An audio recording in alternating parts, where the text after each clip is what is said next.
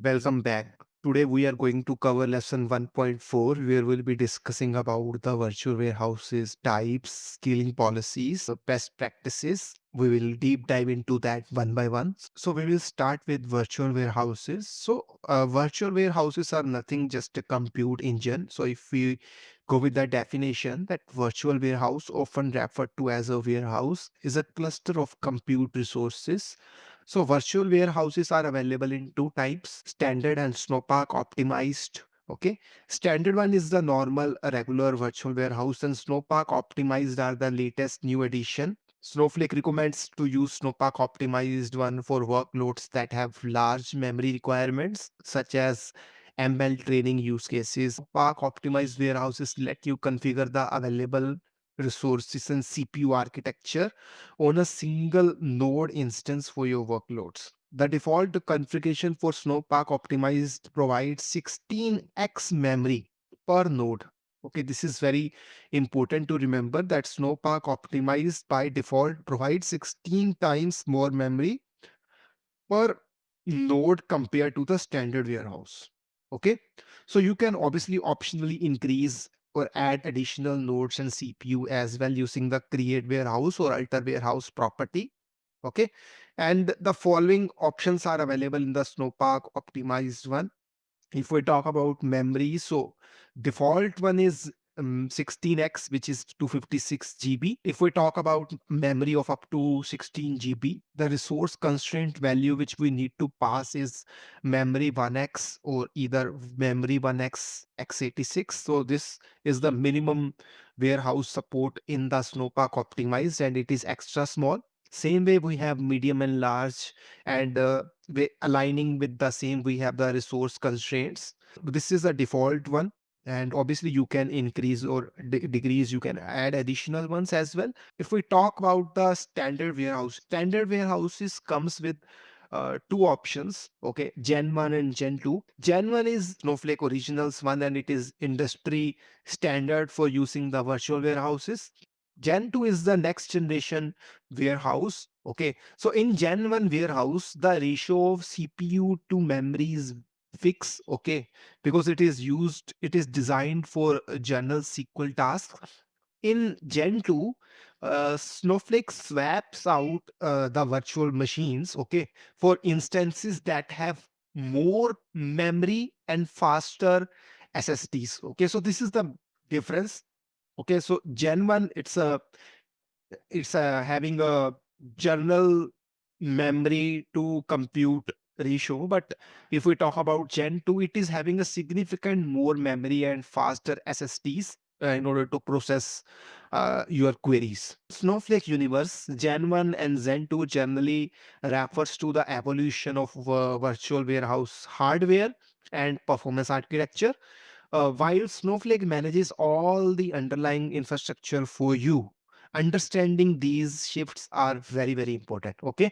So if we talk more about that, so you can alter a standard warehouse and specify a different generation clause or resource constraint based on your requirement. You can change it from Gen 1 to Gen 2 or Gen 2 to Gen 1, and you can change this whether the warehouse is running or whether the warehouse is suspended.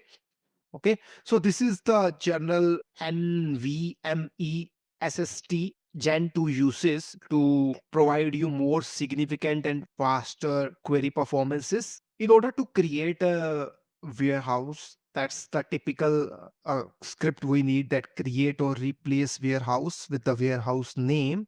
And in the resource constraint, you can mention which kind of warehouse you want to create, either Gen 1, either Gen 2, or either you can also mention the resource constraint for Snowpark optimized one as well.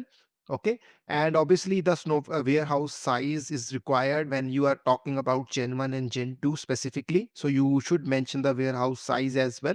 So this is a typical thing between Gen 1 and Gen 2 and what is Snowpark optimized compute. So if I talk about more about Snowpark, okay, so Snowpark workloads, can be run on both standard and the Snowpark optimized warehouses. Okay, but Snowpark optimized warehouses are recommended for workloads that have large memory requirements. Difference between Gen 1 and Gen 2 workloads. So these are optimized for row and columnar SQL, and these are optimized for memory heavy objects. In Gen 1, we have high risk of remote spilling, okay, because of large kind of workloads. But in Gen 2, it is designed, actually to eliminate this remote disk spilling because of its significantly large RAM and faster SSDs, where it is highly unlikely that it gets remote spilling. So if I talk about concurrency, it is great for smaller queries and it is great for fewer massive and complex tasks. So obviously, when it comes to cost, so it will be less costlier than this one because it is obviously using higher compute and higher SSDs on the cloud. So it is almost charged double credits. So this is the pretty much about Gen 1, Gen 2 and Snowpark optimized warehouses. Let's discuss about scaling policies. Snowflake employs scaling policy as a feature of multi-cluster warehouses. So it is supported minimum with enterprise edition and it is running in auto scale mode.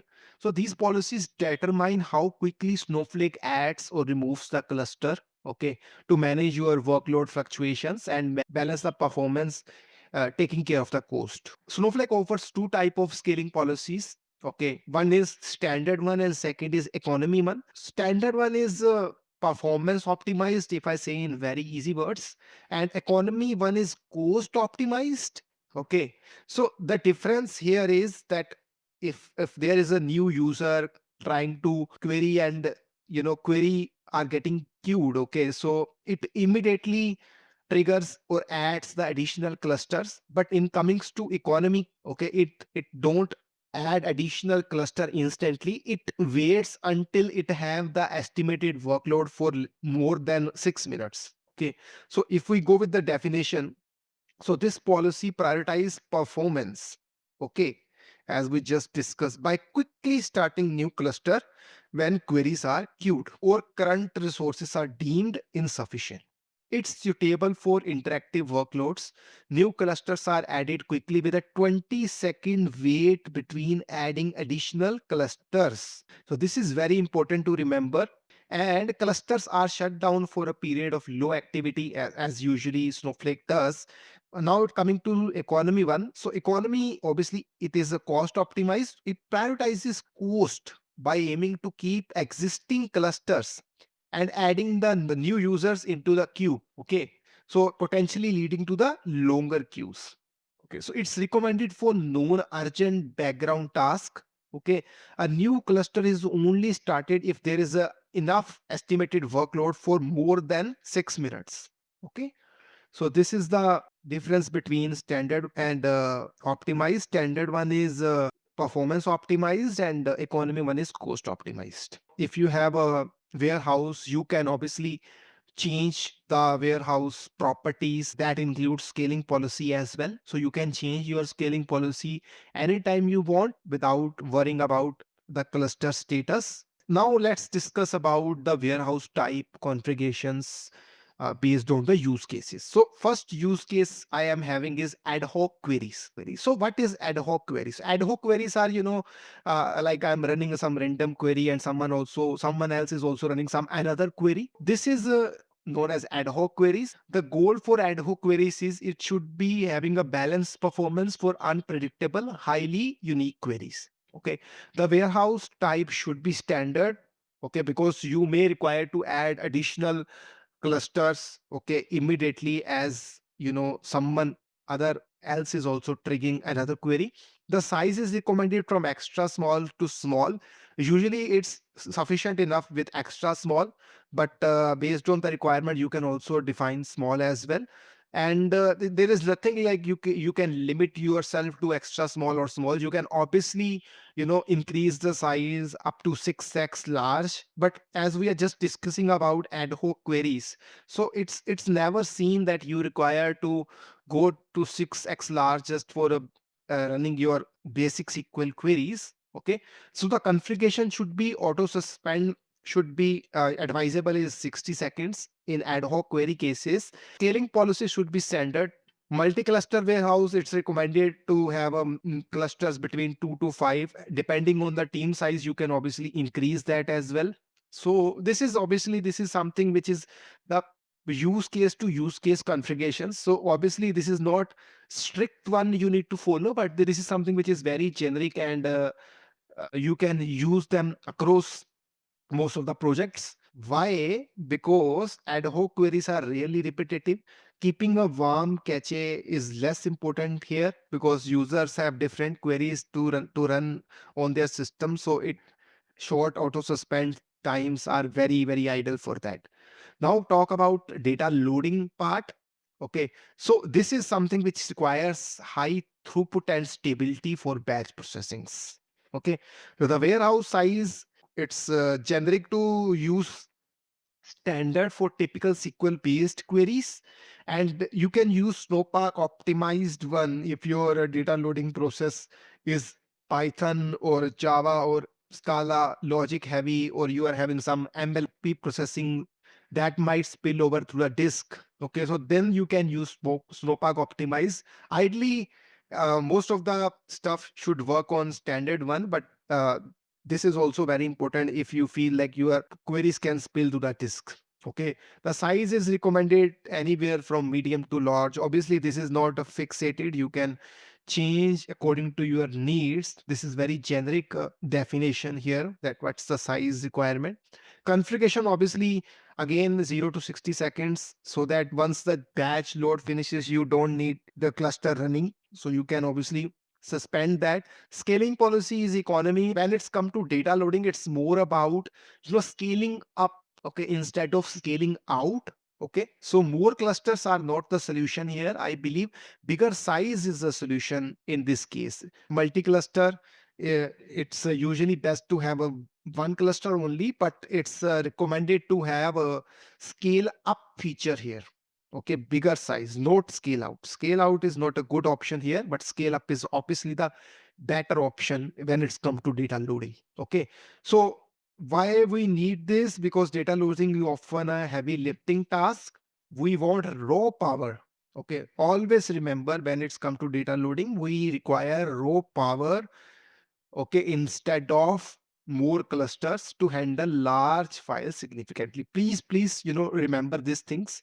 Okay, and now let's talk about the third one, which is BI and reporting.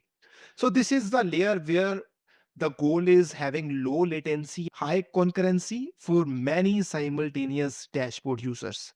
So warehouse type is standard. If I talk about auto suspend, so auto suspend is recommended at least 10 minutes. Okay, so that your local data cache always keeps warm and you don't require to hit the cold storage. Okay, so this is a very crucial to have the auto suspend for a longer time when it's come to BI and reporting. Okay, the scaling policy obviously standard, and it should be a multi-cluster. You should be having at least 3 to 10 clusters. Why we need this? Because BI tools send many small concurrent queries. You need horizontal scaling to prevent queuing. Okay, this is the place where you need to scale out. Okay, instead of scaling up, you need scale out. This is the diagram which shows that what is the recommended type, what is the recommended size, and auto suspend state and scaling policies. So obviously we had already discussed that, so you can take notes for this. So now let's talk about the best practices which Snowflake recommends when it's come to sizing. Okay, we are talking about vertical scaling. So sizing refers to changing the size of the warehouse from extra small to large, or extra large up to 6x large.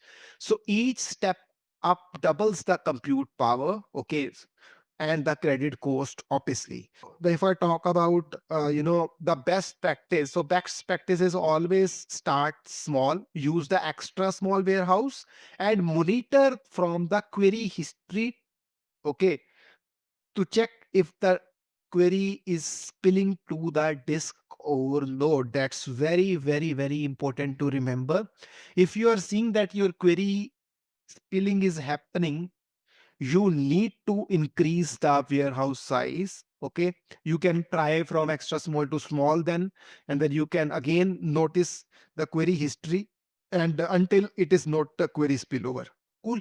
So scaling up, it is advised to do the scaling up when you are dealing with the complex queries. So if the queries are taking too long because it's processing massive data volumes, a large warehouse is recommended as it provides more memory and more threads. Okay. So scaling down is, if your warehouse load monitor chart shows a lot of white spaces, this means idle time. If queries finish in sub-seconds, you are likely over provisioned. So you need to scale down at that time. Okay. Please note that you can resize a warehouse instantly with zero downtime, even while queries are running. This is very important to remember. Cool. So let's talk about horizontal scaling. So scaling refers to adding more clusters or to the warehouse. So the best practice is to scale out for high concurrency. If there are a lot of concurrent users hitting the multiple queries, you need to ensure that your system is scaled out for them. So I had given the example that if you have 50 people opening a dashboard at 9 a.m., scaling up to a large won't help. Okay, you need to scale out by adding clusters so users don't have to wait in the queue. Scaling policies, I guess we had already discussed that one is standard and second is economy. Standard is performance optimized and economy is cost optimized. All right. So let's talk about the third one, which is auto suspend and auto resume. We had pretty much already covered the auto suspend, that we need to set auto suspend for 60 seconds for all the processes which are ETL based and ad hoc query request. And we need to set the auto suspend for minimum 10 minutes for all the BI tools requirement. Cool. So this is written. You can obviously read the definitions. Auto resume, it's saying always keep this on. There is almost no reason, to manually manage warehouse starts. So now let's talk about the fourth one, which is workload management strategy. The first point here I mentioned is don't let your data scientist, finance team, automated ETL, okay, or any other teams share the general warehouse. Because if they are hitting the same warehouse, it eventually leads to a lot of queuing. Okay, so this is the best practice. We should always isolate the systems. So different teams, different warehouse. Keeping a separate warehouse for departments provides resource isolation, and we can have a cost attribution to see which department is spending the most. For workloads with many small queries, you need to use multi-cluster warehouse and keep the size small, but set max cluster to high number like 10. So 10 is the max you can have. And third one is the complex query. So for massive year over year joins or any data science transformations, it is recommended to use large or extra large warehouse. And you can obviously consider Gen 2 warehouses if you think that remote disk is spilling out. Okay, and you can see that in your query profile. So this is pretty much about lesson 1.4. Thank you so much for watching, and have a nice day. Bye.